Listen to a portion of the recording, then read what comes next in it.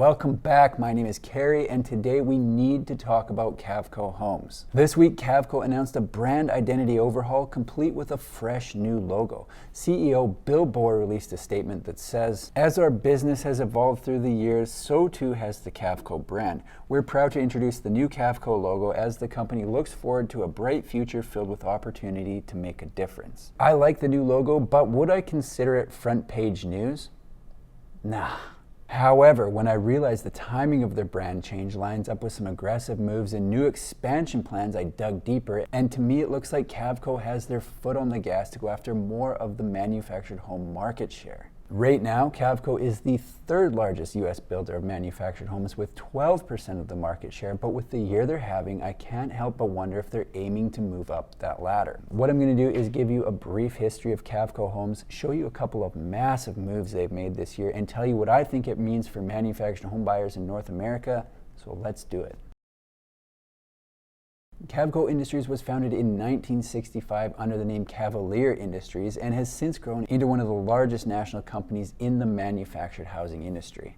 Now they have 4,700 people working in their three primary areas: Cavco Retail, Cavco Home Building Group, and Cavco Financial Services. 4,700 people is so many people, but I guess that's how many you need when you're building 14,000 and insuring 60,000 homes per year. 14,000 homes per year is almost 40 homes per day if you include weekends and holidays, which is crazy to think about, but apparently they aren't satisfied. From what I'm seeing, they're getting ready to pump those numbers up, and here's how they're going to do it.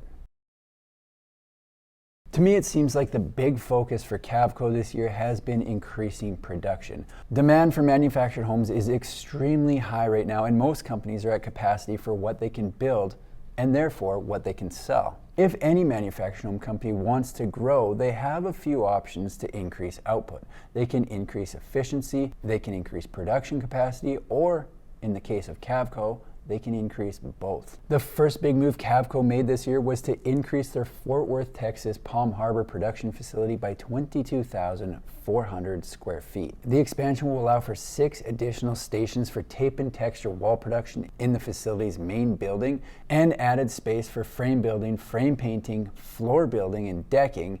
According to Wild Bill, the timing of this expansion to our production footprint could not be better. At a time when demand for our homes is very high, we will now be able to build more with an improved capability to respond to changing customer trends. Increasing production capacity, improving working conditions, and updating our homes are key to keeping up with the current demand, and this addition checks all the boxes in helping us achieve that. The expansion was finished on July 21st, meaning the facility has been building more homes per day for almost 2 months now. However, a 22,400 square foot expansion isn't going to fill the void in the current manufactured home market. On March 2nd of this year, Cavco announced that they'd purchase a brand new 118,000 square foot building in Glendale, Arizona that will be decked out for the production of park models. The factory will be completely state-of-the-art and highly efficient with full factory air conditioning to keep the people in the factory at a reasonable temp while they're building. I don't know if there's a correlation between comfort and quality, but you have to think that people building in a temperature-controlled environment are going to be able to build more homes, right? Especially in the desert, because nothing slows production like SWAS. The best part of the new park model facility, in my opinion, is the fact that it directly increases the capacity for manufactured homes. Wait, are they building manufactured homes in the new park model facility?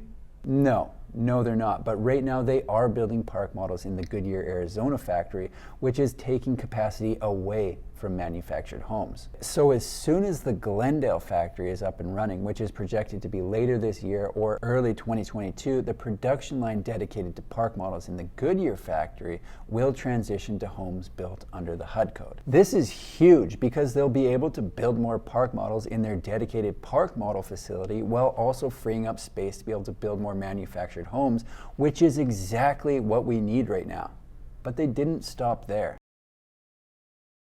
On July 26th, it was announced that Cavco had signed a binding deal to purchase the Commodore Corporation. The purchase will add 6 manufacturing facilities to Cavco's 19, which will give them a nice little boost in the amount of homes they can build and sell every year. In the previous 12 months ending on March 31st, 2021, the Commodore Corporation had built 3,700 homes, which will instantly increase Cavco's output by a little over 25% if we go by the amount of homes they built in 2020. That's huge, folks. That is huge. Assuming all Commodore employees transition to the new ownership, that will also add 1,200 people to Cavco's team. The purchase price for the Commodore Corporation? A whopping $153 million. It's a lot. Whew. The deal is expected to close the third quarter of fiscal year 2022, subject to regulatory approvals and customary conditions. So by this time next year, Cavco could be a completely different beast. But will it be enough to take them from third largest builder to second, or even first?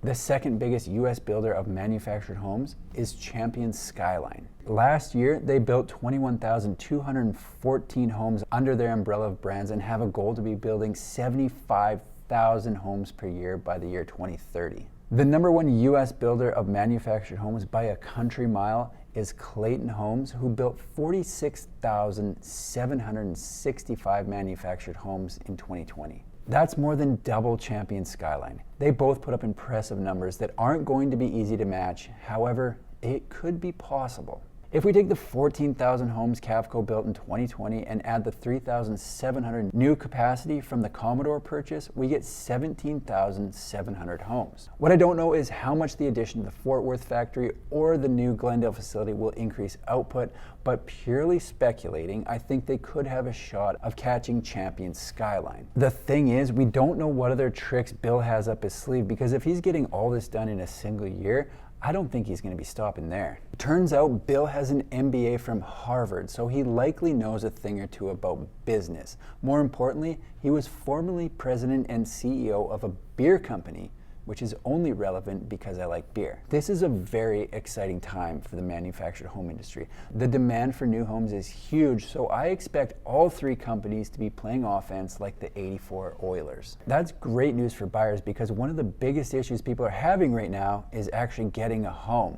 Increased production will help solve that problem, so I hope to hear of more expansion plans and will be sure to let you know if I do. Cavco Industries just launched their new brand identity, complete with new logo. I think the timing is perfect with all the changes they're making to be able to provide more homes in a year that there's massive demand in our sector. I'm excited to watch things play out, see what other moves they make, and see if they'll be able to make the jump from third largest U.S. builder of manufactured homes up to second. Sometimes when I post a video about a certain company, people assume it's financial advice. Let me be clear about this. I sell manufactured homes and like to talk about what's going on in the industry, but in no way, shape, or form should what I'm saying be taken as financial advice or a reason to buy or sell a stock. There are people who can guide you in that area, but I am definitely not one of them. However, if you want to know what's going on in the manufactured home industry, absolutely, I'm your guy. That's all I've got for today. If you like manufactured home videos, make sure to subscribe to my channel because I've got new ones coming out every single week. Thanks for watching. We'll see you in the next one.